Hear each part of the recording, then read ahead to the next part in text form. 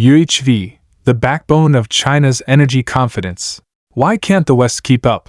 In the summer of 2024, 5 million people in California, USA, were forced to endure power outages due to grid failure.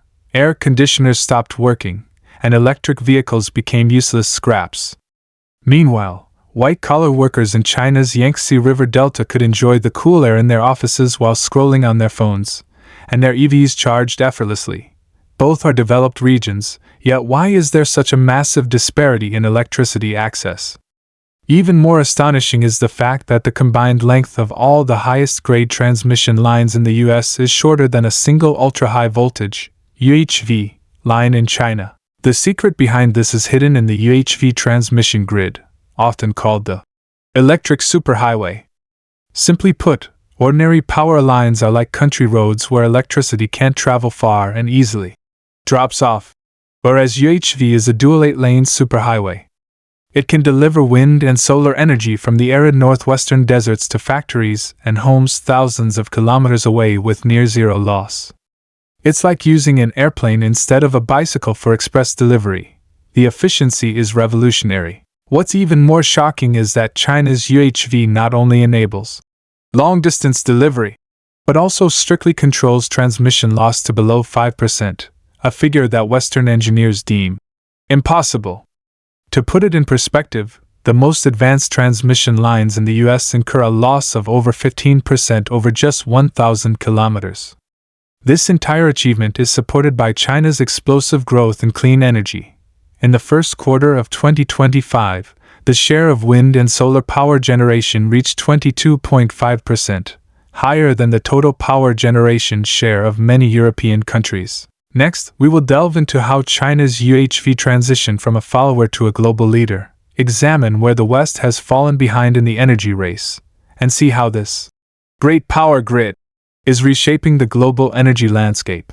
Who would have thought that China's UHV, now a source of global admiration, relied on imported foreign technology just 20 years ago? In 2004, when China planned to build its first UHV line, Western giants like Siemens and ABB not only demanded exorbitant prices but also asserted that core technology will never be transferred. Yet, in just 2 decades, China completed the journey of introduction, digestion, innovation, and global leadership, building 42 UHV lines, each with a transmission capacity that crushes any main US line. The key breakthrough was the converter valve, the core component equivalent to the heart of UHV, which converts alternating current, AC, to direct current, DC, and solves the problem of power loss over long distances.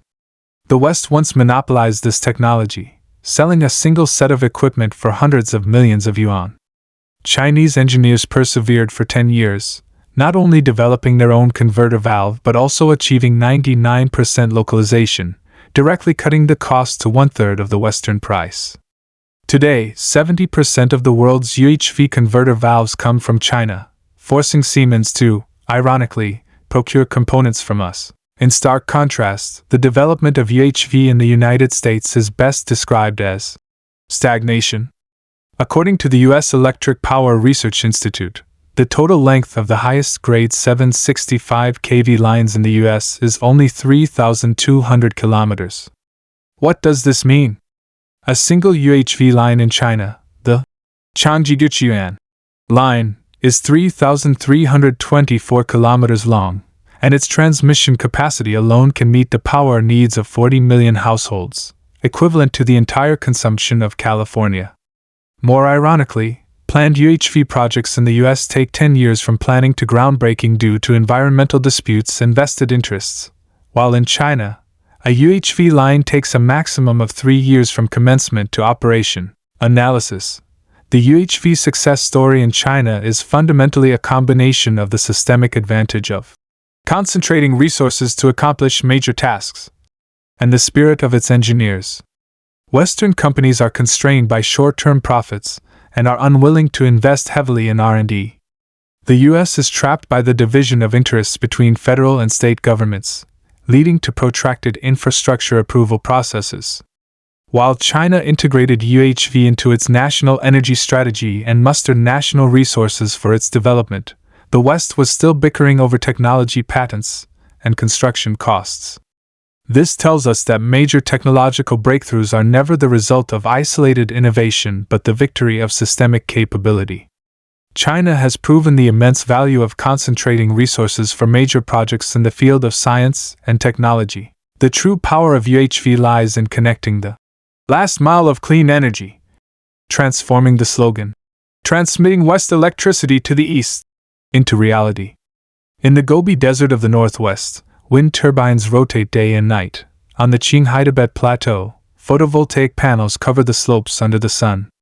However, if this clean energy cannot be transmitted, it's a visible but untouchable waste. UHV acts as an energy artery, accurately delivering this green electricity, scattered in remote areas to major electricity consumers in the Yangtze River Delta and Pearl River Delta. In the first quarter of 2025, China's wind and solar power generation accounted for 22.5%, and the clean energy utilization rate exceeded 93%. How impressive is this data? Germany, a benchmark for new energy in Europe, has a long-term utilization rate of around 80% and faces power shortages when the wind stops or it rains, forcing it to restart coal-fired power plants. China, through UHV, achieves the goal that whatever is generated by wind and solar, the grid can transmit. Last year alone, the clean energy delivered via UHV was equivalent to a reduction of 300 million tons of carbon dioxide emissions, less than the total annual carbon emissions of the UK. Look at the case of Greece. The island of Crete in this Mediterranean country had long relied on diesel power, resulting in outrageously high electricity prices and severe carbon emissions. In 2024, the China-Greece Cooperation Project, the Ariadne Undersea UHV link, was put into operation. This 380-kilometer-long undersea electric superhighway delivers clean energy from the Greek mainland to the island, completely freeing Crete from fossil fuel dependence, reducing 500,000 tons of carbon emissions annually, and saving over €300 million in costs.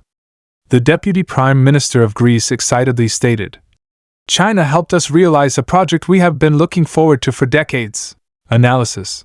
The core of the energy issue is balance, the balance between generation and consumption, and between environmental protection and cost. The West hither, like Germany, focuses on new energy development but neglects grid construction, leading to power supply-demand imbalance. Or, like the US, clings to an outdated grid system and is dragged down by energy shortages. The innovation of China's UHV lies in using technological breakthroughs to achieve a win-win outcome. It consumes clean energy, guarantees power supply, and lowers environmental costs. This technology plus infrastructure model provides a replicable template for the global energy transition. The gap between China and the West in terms of electricity freedom is widening. In 2024, China's total electricity consumption reached twice that of the US, yet its power outage incidence rate was less than 1/10 of America's. During peak summer consumption, China's air conditioners and charging stations run at full capacity, with the grid remaining rock solid. Conversely, California experienced widespread blackouts simply because the temperature rose by 5. Ring operator. C. Causing food in supermarkets to spoil and forcing hospitals to activate emergency generators. Europe's situation is even worse.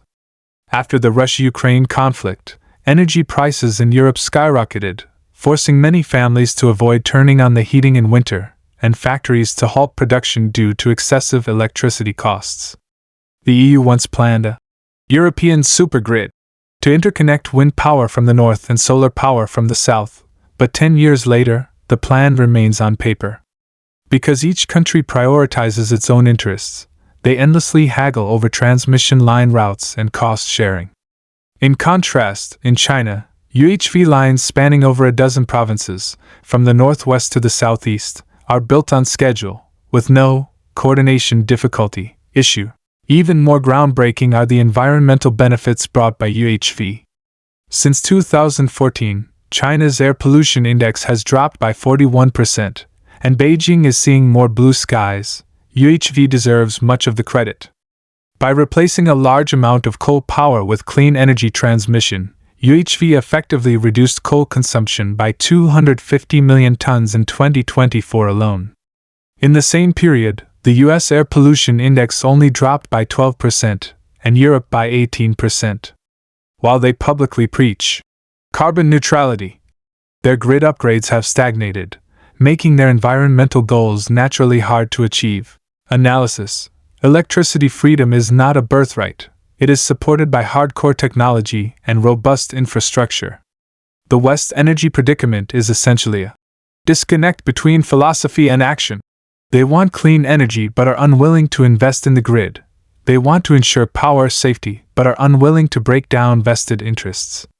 China's UHV practice proves that energy transition is never a choice, but a must-answer question. And the key lies in the determination and ability to concentrate resources to accomplish major tasks. When China used UHV to achieve both environmental protection and convenience, the West realized it had fallen behind by an entire era. China's UHV today is no longer just a simple transmission line. It is the China solution for global energy governance. As of 2025, Chinese UHV technology has been exported to over 20 countries, with evidence of its presence from the rainforests of Southeast Asia to the savannas of Africa. An economist from a U.S. think tank commented, "China has elevated UHV technology to a new height, and it is the only country in the world capable of such large-scale construction." But the West is not without a sense of crisis. The EU recently unveiled its Green Deal, planning to invest €200 billion in grid construction, but their problem is a technology gap. Core equipment relies on imports, and construction efficiency is low. The US has also proposed a grid modernization initiative, but facing an investment deficit of trillions of dollars and complex political wrangling, many projects inevitably end up shelved. More interestingly, some Western countries have started to impose restrictions on Chinese UHV companies, attempting to limit technology exports. However, this has only compelled Chinese companies to accelerate innovation. Now, our UHV patent count accounts for over 80% of the world's total, so we are not afraid of being restricted. According to the plan, the number of UHV lines in China will triple by 2050, forming an electric Silk Road that covers the whole country and connects neighboring nations. By then, China will not only achieve 100% clean energy supply but will also be able to transmit surplus electricity to Southeast Asia and Europe, truly becoming a global energy hub. This is not a fantasy but a fact in progress. The power supply for the China-Laos Railway comes from China's UHV grid, and the Crete project in Greece is just the first step in the Mediterranean Energy Corridor. Analysis: the global energy landscape is undergoing a great change unseen in a century. Whoever masters efficient energy transmission technology holds the initiative. China's leadership in UHV is not just a technological victory but a victory of its development model. We did not follow the Western path of pollute first, clean up later, but achieved a win-win for green development and economic growth through UHV. This model is not exclusive but open. Cooperation cases with countries like Greece and Laos prove that China's UHV is a bridge for mutual benefit, rather than a tool for monopoly. This is the greatest contribution of the China solution to global climate governance.